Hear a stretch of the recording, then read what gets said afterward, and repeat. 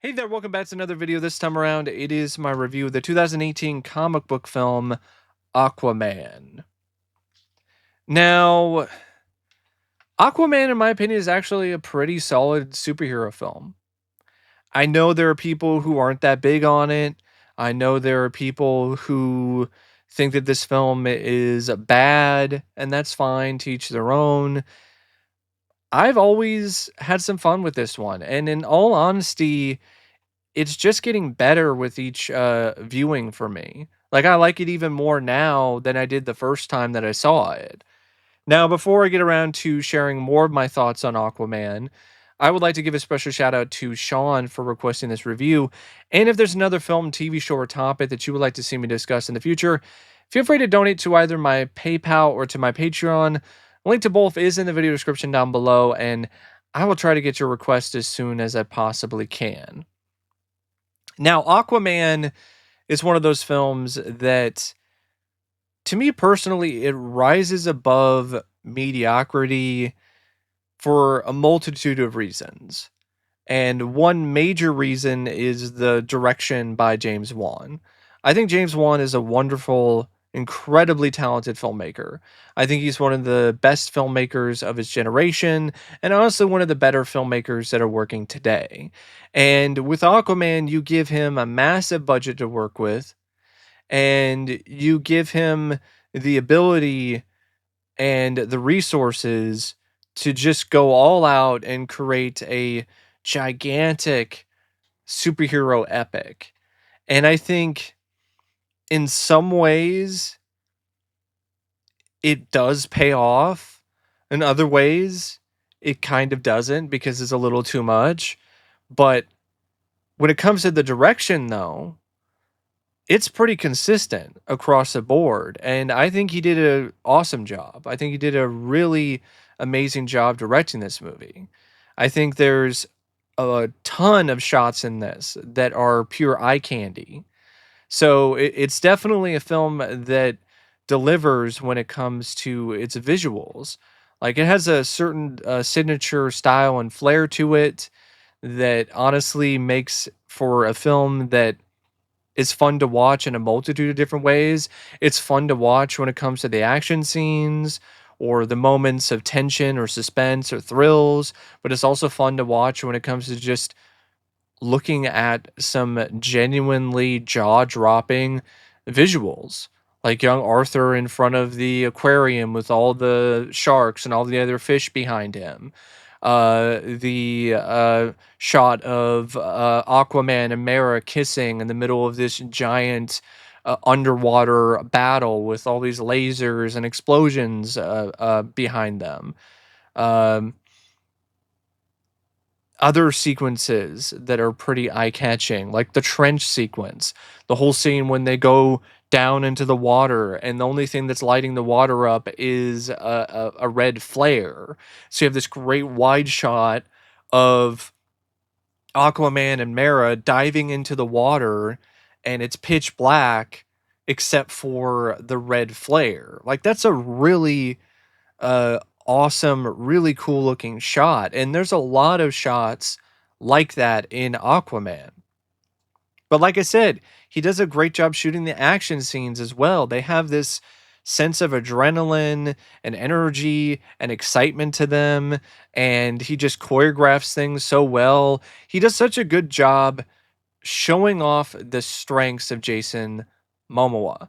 Jason Momoa is not the best actor, but what he does have is a physical presence. Like, he could definitely provide a pretty stout, pretty strong physical presence if you have the right director to showcase that and to showcase his strengths. And I think James Wan does that and then some.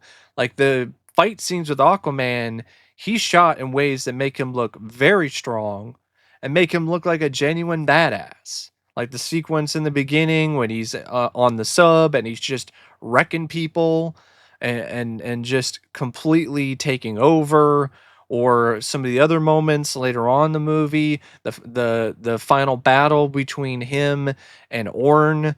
Like, there's just a lot of stuff in this from a action perspective that is pretty excellent. And I think in large part it's really due to what Juan brings to those scenes. But like I said, he's also good when it comes to scenes that are supposed to be harrowing or intense. And I think he also is good when it comes to scenes that are supposed to like provide an epic moment or provide some chills, like the scene when Aquaman defeats the sea monster and gets the trident, and then he walks right out of the waterfall and he's all dressed up in the armor. Like that's a really cool scene. And it's a good usage of slow-mo. That's the other thing too, is like Juan has a good idea of how to use slow motion in a way that actually enhances a scene and doesn't completely detract from it or make the sequence weaker or more um, confusing visually. So he's really good at that. And I think he's also really good when it comes to knowing when to visually focus on a particular emotion for a scene. So he knows when he needs to focus on moments that are supposed to evoke some sadness or some kind of regret or something along those lines when it comes to some of the moments involving Arthur's father and his mother and the whole stuff that was going on with them earlier on in the movie and how the father waits for the mother by the dock constantly year after year hoping that she's going to come back, and other like more tense sort of moments between some characters are equally as effective when it comes to like establishing and building the right emotion, and doing so with the camera work, with the structure of the framing, and it just makes the film all the more compelling in many scenes for me, is because of the fact that Juan is just so masterfully guiding this film through what in a lot of ways could be pretty troubled waters, considering the fact that you got Aquaman, who is not necessarily known for being like the strongest and one of the better DC comic book characters, at least not to me personally, and a lot of other people that I know who are big comic book fans. And also the fact that it's a script that's just really full of a lot of different stuff going on. So a lesser director could really take all these things and just sync the film, and that never really happens when it comes to James Wan and his efforts here. So say whatever you want about the film when it comes to the story, the script, or some other elements like some performances by some of the cast, but Wan's direction in this is very very good, and I think that at the time, like in 2018, like it was still like one of the better jobs from a filmmaker when it comes to directing a comic book film, and I still feel that way now. I think his direction in this is honestly just gotten better as time has gone by, especially when you see a lot of these other filmmakers who come in who aren't as dynamic, who aren't as interesting when it comes to their camera work or their uh, shot selection or their usage of pans and zooms and other stuff involving filmmaking to just create a visually striking and consistently solid film. And yeah, I definitely could also sense that Juan was enjoying himself. Like it was almost like he was given like this opportunity to just play in this massive pool with all the toys, all the pool toys that he could ever imagine, and the end result is Aquaman. And it's always fun. It's always a cool thing to see a filmmaker, a talented filmmaker like James Wan, get that opportunity and then make the most out of it. And I really do feel that's what he does here with Aquaman. Now, the script, on the other hand, by David Leslie Johnson, Mick Goldrick, and Will Beall, based on a story by Geoff Johns, James Wan, and Will Beall. This screenplay, it's very waterlogged. It doesn't completely sink the movie. It doesn't completely plunge into the murky depths, so to speak. But it's definitely a screenplay, though, that limits the film. I think it starts out great. I think it's a really good start to everything. I think the origin of Aquaman and how he's brought into this world and how Aquaman's parents meet and the whole story with them was very sweet, was very heartwarming, and I think that was a really good start. It was a good way to begin everything and to begin the journey. And I'm glad that the script doesn't take too much time focusing on that. Because it easily could have, because there's a lot of comic book films where they focus way too much on the origin story, and Aquaman doesn't do that. So I appreciate that. It focuses on it enough for you to really understand the relationship between Aquaman's father and his mother and why that's so important, but it doesn't do it to the point where it feels like it's played out. And it doesn't take too long when it comes to getting to the first action moment with Aquaman fighting on the submarine. Now, it's a bit clunky though with how Black Manta, how his character is introduced, and especially his motivations when it comes to why he becomes Black Manta. He was some pirate who worked with his father, and they were trying to steal the submarine, and then his father winds up getting trapped, and Aquaman doesn't save his father, and so Black Manta decides that he's going to try to get revenge for his father's death and kill Aquaman because he didn't save his father.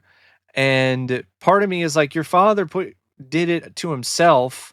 He shot he shot a I think he shot a gun or something, and it caused everything to happen when he got trapped. It's like, maybe you should be more upset about your father for, missing, or, not playing things safe inside of a submarine. Like, maybe you should be more upset at your father for being a bit of a dumbass than blaming it all on Aquaman. But, you got to have an origin story. So I guess this one is fine. But that just is an example of why the whole Black Manta aspect of this script is just not one of the better aspects of this screenplay. Black Manta just feels like he's thrown in there, and he's in the film because it's an Aquaman movie, not because of the fact that he needs to be there. Because the real villain is Orn, the one that's doing all of the major stuff when it comes to threatening to attack the surface and starting a war and doing all this other stuff, is Orn. It's not Black Manta. And in fact, there's a large chunks of the script where Black Manta isn't even doing anything or isn't even a part of things. So it kind of has almost a Spider-Man 3 kind of vibe at points when it comes to this script. But instead of it being Venom that's thrown in there, it's Black Manta. And also, when Black Manta does show up and he gets an opportunity to fight Aquaman, he gets his shots in, but still gets overpowered and still gets defeated in his first battle. So, I mean, it's kind of anticlimactic anyway. So, yeah, there's a lot of aspects of the Black Manta stuff that's just not really that well executed when it comes to this screenplay. So, that's definitely something that didn't work that well. But there's a lot of stuff that did. Like, I really like the orange stuff. I like the whole brother versus brother thing. I know some people will say it's basically Thor all over again with Thor and Loki. And on one hand, I can get that, but I think the way that things were written and the dynamic between Aquaman and Orn, it's different enough to me that it's not just the same thing.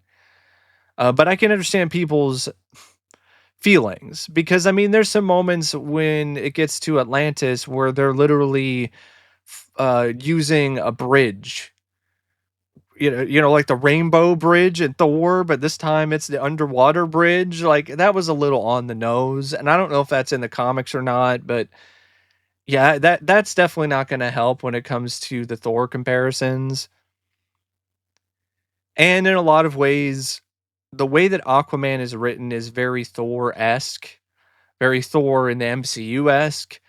But I think that's a better fit for Aquaman than just Mr. Goody Two Shoes with the blonde hair and a boring personality. So I'd rather him be like DC's Thor than be the lame Aquaman that he's been for so many other versions of this character in the media. I don't need the Super Friends Aquaman in the Aquaman movie. I don't need the Aquaman from like the CW spinoff that had a failed pilot. I don't need that. Like, I'm fine with the Aquaman that we do have here, who's brash, who drinks beer, who is just, in a lot of ways, a shit talker and a shit wrecker. That's really what he is. And I like that. I think the script does a good job when it comes to setting Aquaman up in positions where he looks strong and also setting Aquaman up, especially the actor who's playing him and Jason Momoa, in positions where he can succeed because he's a man of a few words. Let his actions speak for him. Because if you give this guy a lot of dialogue, it's going to get bad because he's not that good of an actor. So it feels like the script did this on purpose and they're like, yeah, we're going to work around his limitations. And we're going to give more of the dialogue to Patrick Wilson and Orn and some of these other characters. And speaking of the other characters, this is a bit of a controversial take, especially when it comes to how people view Amber Heard nowadays. But I didn't really hate the way that Mara is presented in this. I actually liked it. I liked how Mara was handled in this script. I liked the dynamic between her and Aquaman. I like the fish out of water stuff with her when she's interacting with the surface world. Little cute things like her looking at roses and smelling them and then deciding to just eat the roses. Stuff like that. I genuinely had fun with that. And I liked the back and forth between her and Aquaman. I like the whole thing where they're forced to work together reluctantly and then go to the desert and then try to find the hidden uh resting place of the trident, and they have to find the map first, and they do that by going to the desert, and then they eventually find the resting place, and they have to find a way to solve a puzzle and use water in order to get the map and then go from there. It had this adventure vibe to it that I definitely did enjoy. Was it perfect? No, there's a couple moments between Mera and Aquaman that are kind of cringe in terms of dialogue. Like the whole bit where she's talking about how much Aquaman stinks. Or the bit where Aquaman is like, I could have just peed on it, when it comes to the whole contraption that needed water in order to deliver the message from the previous king who had the trident, who was the previous king of Atlantis. They had to use water to get that message and then also get the map. I'm not really big on that dialogue, but that's like two lines. For the most part, I think the lines between the two of them were actually pretty decent, and I actually didn't mind the romance either. So I don't have a problem with the Mera and Aquaman scenes in this. I actually think they're one of the stronger elements of the script.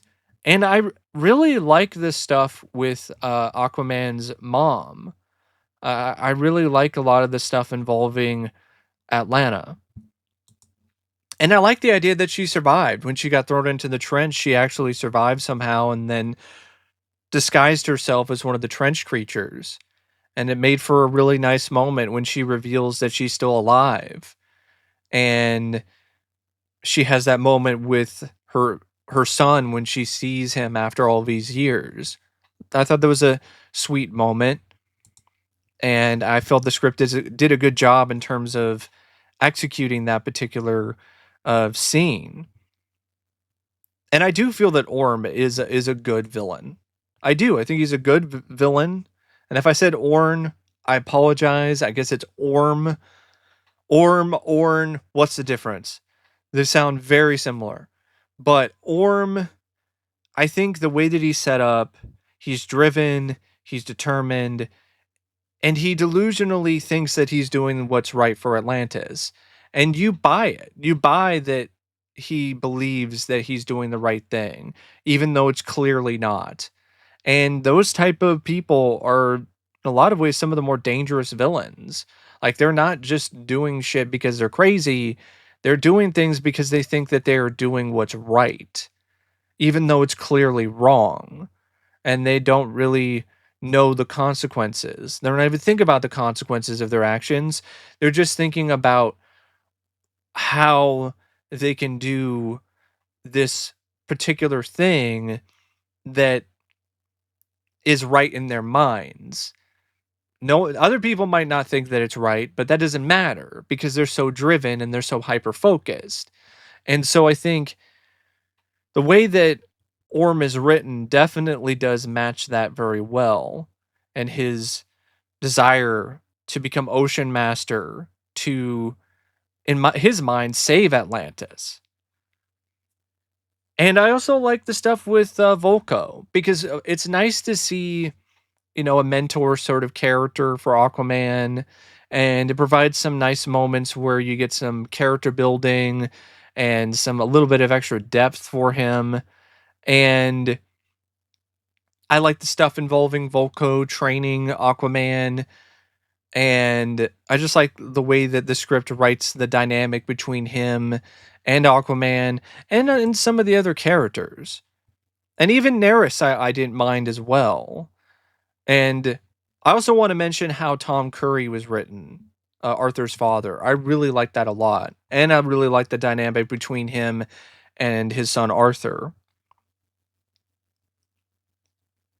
And I do feel the stakes are significantly high, definitely high enough when it comes to Orm trying to become the ocean master so we can attack the surface world, and how Aquaman, he can't defeat Orm on his own because he tried to and almost got killed, and that really builds things up in a good way for him to go and get the trident.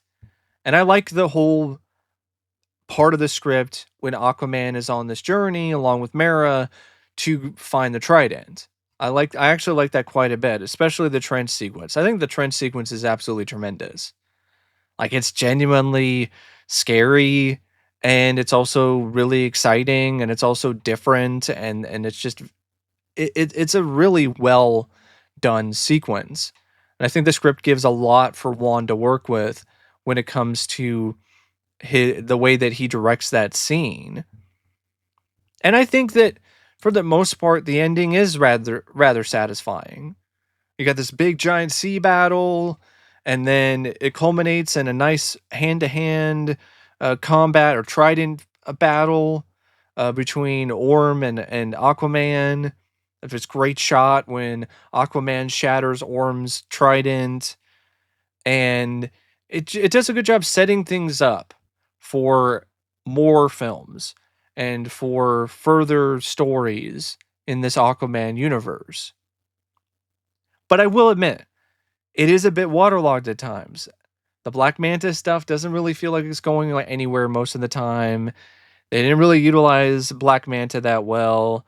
And some of the stuff involving Orm becoming Ocean Master and the sea battles, it gets to the point where it's a little too much because there's just so many battles that are going on.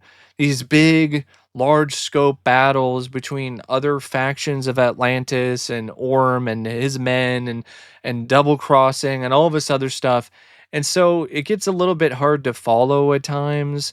And some of these other aspects of the sea battle or the war for Atlantis, they're not really as engaging as just the stuff involving Aquaman and his search for the trident, or scenes where he's encountering the sea monster that protects the trident, but then finds a way to communicate with it and connect with it on a different level, which is interesting. But you have moments like that, but then they're kind of bogged down by some of the other stuff that's trying to be like Lord of the Rings, but for the DC universe. It's like Lord of the Rings underwater, and at points it's kind of cool. Creates some pretty massive sized and just huge battle scenes, but they start to kind of fall flat after a certain point because it's just a little bit of an overload, and not just the CGI, but for the most part, I do think it's a relatively fine script. I do. With enough good elements in it that I think it's, for the most part, pretty firmly above average. But it does hold the film back though from being truly great. Now, the cast, Jason Momoa, I actually think he does a good job. I'm not a super big fan of his as an actor, but I think he's come a long way since the Conan the Barbarian remake. Like in that film, he had no screen presence whatsoever. Here, he's definitely got it. He's definitely got that. I think he can command the screen fairly well, just like he can command all these creatures of the ocean and wield the trident in a pretty uh, um, successful fashion. And I do think he has a certain charm to him that I think works for this movie.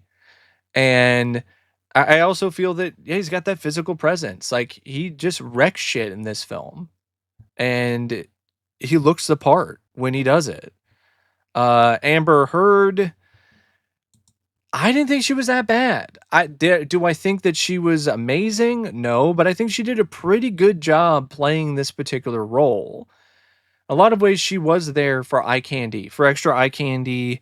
She was also there when it comes to some moments with Mara and her powers and her abilities, which are pretty cool. Like when she takes the whole wine cabinet and turns it into a weapon and takes out some guys.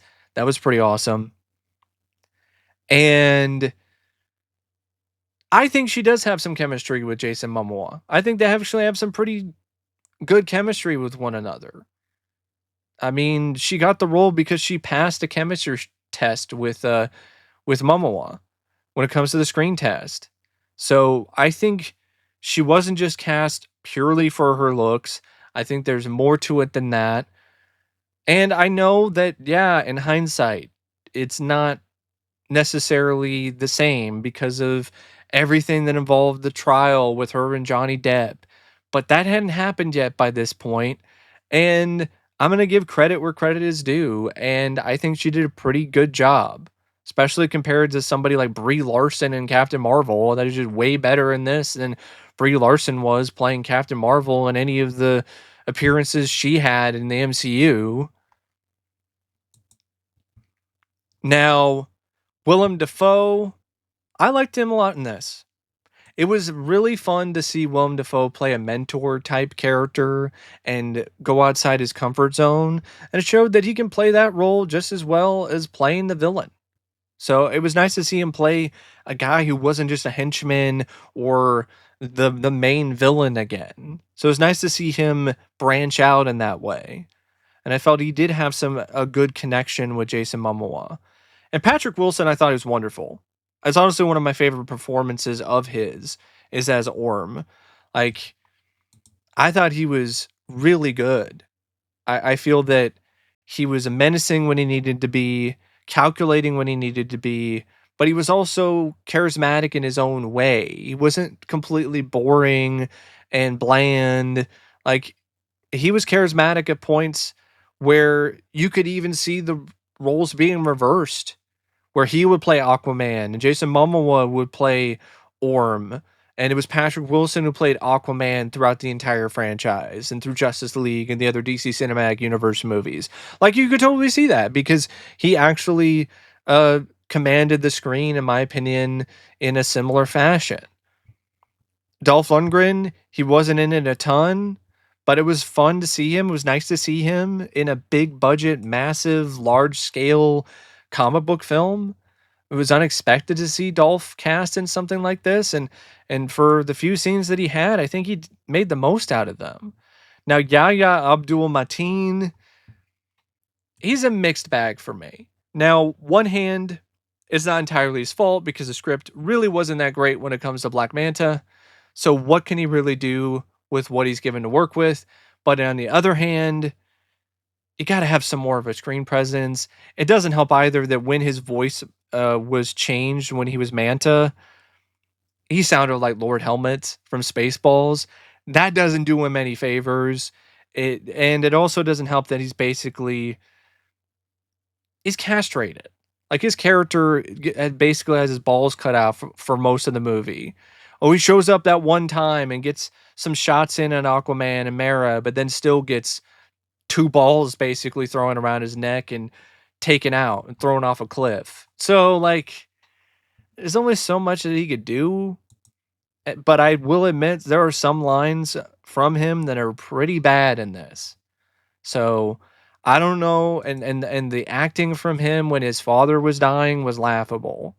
Like that wasn't good acting by any means. But at the same time, he's limited when it comes to what he's given to work with. Now, Temura Morrison, I thought he was magnificent. He was great. I loved him as Tom Curry. He was honestly really solid in every scene that he had in this movie. Especially when it comes to the scenes in the beginning of the film between him and Nicole Kidman. Thought the two of them were just really good together. Great chemistry, really good couple. Tamura was also really solid too when it comes to the scenes with him and Jason. Just a really great bit of casting, and Temura Morrison is just a very underrated actor. Period. Uh, he did some good work here. Nicole Kidman also did some great work. Some fun fish out of water stuff when she's reacting to the surface world and is doing stuff like eating the fish out of the fish tank or throwing her trident at the TV and showing her being very guarded and very unsure of things until she lets her guard down and genuinely falls in love with Tom. And the moments between her and Jason and her and Patrick were also really good. And when she needed to kick some ass, I thought she actually did a pretty good job doing that as well. So, yeah, I actually really liked Nicole Kidman's performance in this. Some other things I want to mention about the film: it's got some pretty nice looking cinematography by Don Burgess. Definitely has some gorgeous shots in this. Some really just wonderful looking shots that could make for a great wallpaper or a great bit of wall art. And the editing by Kirk Morey, I think for the most part, is pretty good. There are some moments where some of the action bits are a little choppy. I would have liked the acting. I would have liked the editing to be a bit tighter when it comes to some of those scenes. But for the most part, I think it's pretty good. The music by Rupert Gregson Williams, I loved. I thought the score was great. It's a really good mix of like synths and orchestral music, and it was just a really epic score. Like it really does a good job getting your blood pumping during the action sequences and the moments that are supposed to be more epic, like the whole scene when you first see Aquaman in this suit when he walks out of the waterfall. The way the score builds up in that scene is just absolutely stupendous. It's a great moment, and it's made even better by the score. So honestly, his score is one of my favorite scores from the DC cinematic universe. And yeah, it's a film that at points it does drag a bit because there's all these different things that are happening. It's trying to be a bit too epic at times when honestly I think it could be uh, a little less, and I think it would have been better. But for the most part, I enjoy this film. I have fun with it. Looks amazing in 4K. It's definitely got some really great looking shots.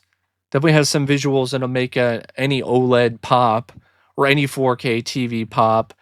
And yeah, that's just my thoughts on Aquaman, a film that I actually fairly enjoy. So, anyway, thanks for watching my review. And until next time, I'll see you later. See ya.